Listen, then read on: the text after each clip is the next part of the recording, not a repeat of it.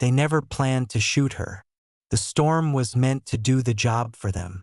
In the middle of a brutal mountain blizzard, a young woman was forced off a frozen road and erased into white emptiness.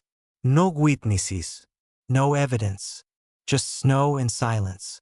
She was supposed to vanish without consequence.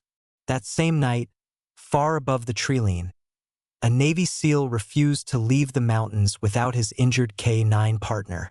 While search helicopters combed the ravines for a missing military dog, they discovered something far more dangerous to the men who had orchestrated her death: a survivor.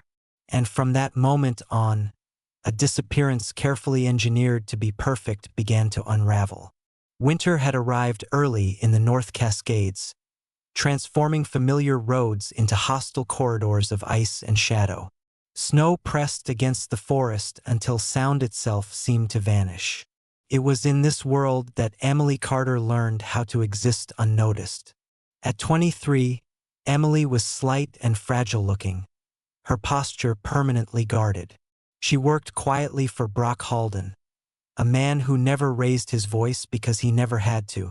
Brock decided things and others lived or didn't inside those decisions.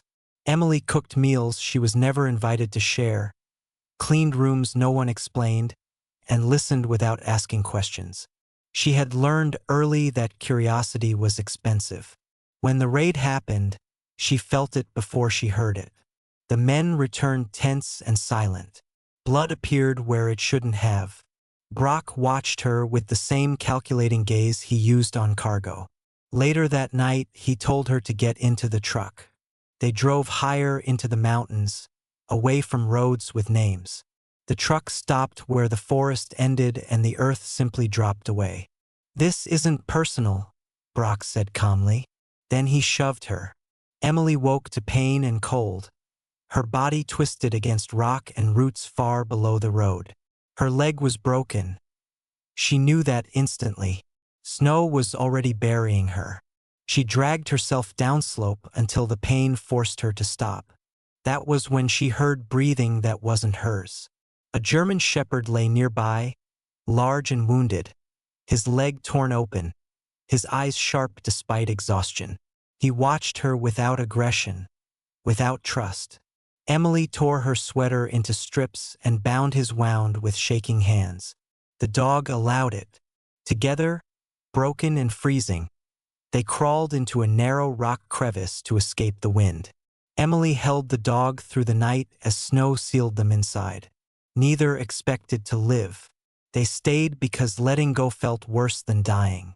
The order to withdraw echoed through Ethan Walker's headset, but his eyes never left the place where his K-9 partner had disappeared. Rex had broken formation to cover the team's escape. That was the last Ethan saw of him. Ethan was 35, disciplined, controlled, shaped by years of combat where panic meant death. When the helicopter lifted off, leaving Rex behind, something inside him refused to accept it. He activated Rex's emergency beacon. The signal was weak but real. They followed it into the ravine. From the air, Ethan saw Rex first, positioned protectively around a smaller shape. On the ground, he saw the woman. She was barely conscious, her leg badly broken, her hand buried in Rex's fur as if he were the only thing anchoring her to life. Rex refused to move until Ethan spoke softly and proved who he was. "She's alive," Ethan radioed, "and she's not alone." At the staging area, Sheriff Daniel Rohr arrived calm and authoritative, exactly as expected. He took control efficiently, reassuring everyone. But when he recognized Emily, something dark passed behind his eyes. Inside his patrol car, Rohr made a quiet call. "You said she was dead." "She should be," Brock replied. Rohr exhaled. "That needs to be fixed. Tonight." He redirected the ambulance onto a road without cameras. Snow would erase the rest. Ethan felt it the moment the ambulance slowed where it shouldn't have. The ambush came fast. Vehicles boxing them in, metal screaming against ice, gunfire tearing into the ambulance. Ethan shielded Emily with his body as Rex launched himself at the attackers despite his injury. They escaped into the forest under fire. Above them, rotors thundered through the storm.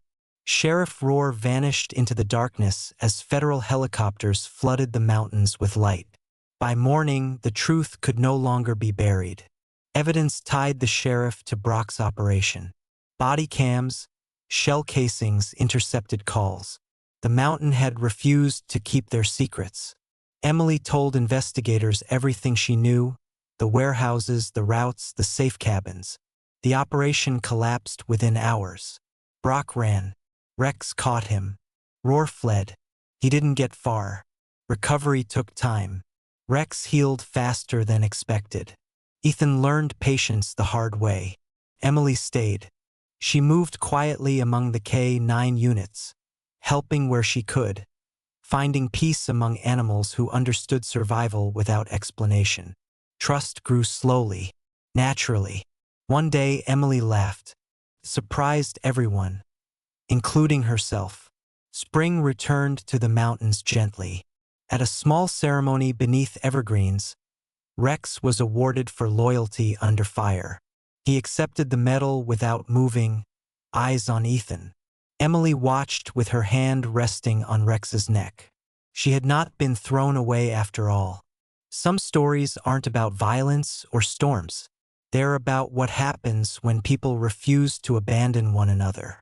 Call it coincidence. Call it luck. Others know a quieter word: grace. The kind that appears when strength is gone and whispers, "You are not alone." If this story stayed with you, maybe today is a good day to reach out, to forgive, to remember, or simply to stay. Thank you for being here. You matter more than you know.